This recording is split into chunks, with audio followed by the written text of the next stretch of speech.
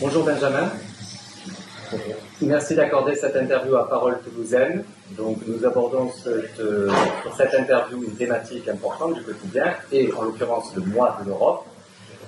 Première question, quels sont à votre avis les avantages et les inconvénients du fonctionnement de l'Europe aujourd'hui?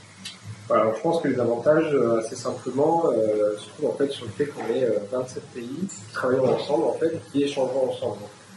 On pense au marché unique peut-être, mais on pense surtout à l'espace Schengen qui a le plus grand avantage. On ne se rend pas forcément compte vu que, notamment quand on est jeune, on a grandi dedans, on a vécu dedans.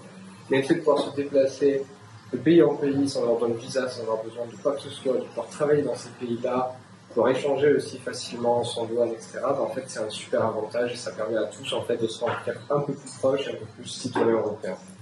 Néanmoins aussi, en termes d'inconvénients, parce que ça en a également, ça fait que pour certains, on perd un peu une identité nationale qu'on aurait pu avoir. On perd des pouvoirs qui étaient avant les pouvoirs de l'État.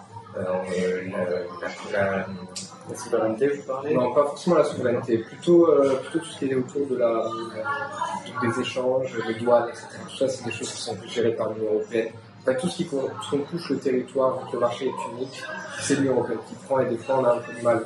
Notre inconvénient, c'est aussi qu'on a un pouvoir qui est encore plus grand que le pouvoir national et qui des fois a un petit peu de mal à être compris. Voilà, je pense que c'est les deux plus gros inconvénients aujourd'hui en Europe, la distance vers le pouvoir et puis la compréhension aussi, la D'accord.